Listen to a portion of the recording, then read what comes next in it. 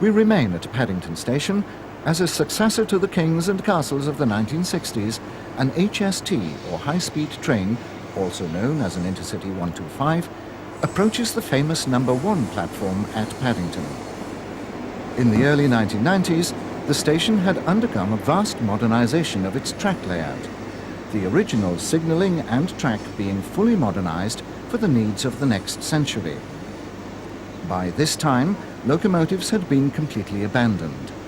All trains into the terminus were formed of multiple unit stock, able to run equally well in either direction. Thus, an incoming train can now become an outgoing one by the simple expedient of the driver changing ends.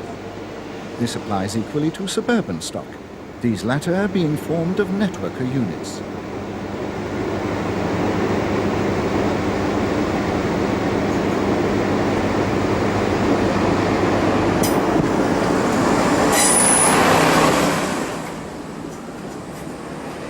A major change is not easily seen.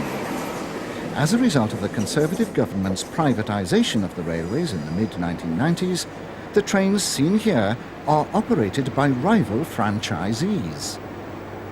At least 3 operators now run trains to or through Paddington, the third being London Underground Limited, whose Hammersmith and City branch of the Metropolitan line still operates as it did in the 1960s, from the northernmost platforms of the terminus, giving direct access to the City of London.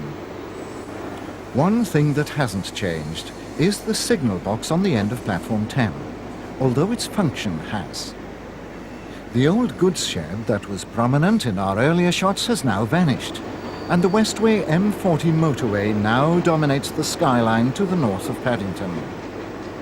The skyline above the tracks is also undergoing alteration as overhead wires and gantries are erected in preparation for the arrival of another operator, the British Airports Authority's Heathrow Express service, the first electric trains to work over ex-Great Western metals out of London.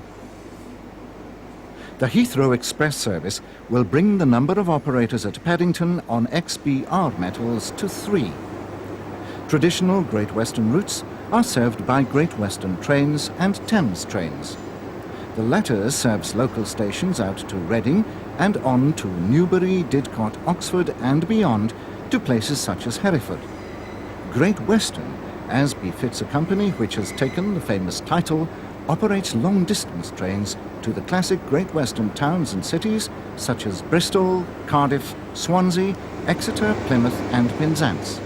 All services utilising the celebrated HSTs, now 20 years old.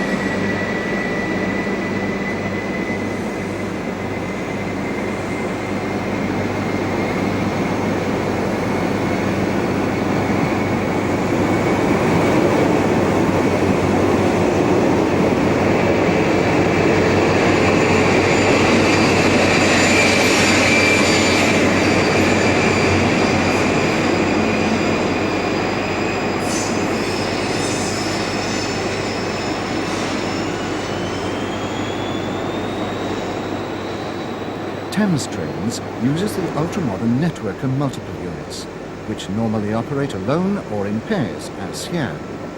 2- and 3-car units are in use. The latter include some Class 166 air-conditioned units, a far cry from the slam-door stock we saw in use in 1964. Real Great Western trains have made a welcome return to Paddington in recent years. Both a king and a castle worked out of the terminus once again in the 1990s. This is King Edward I in January 1994.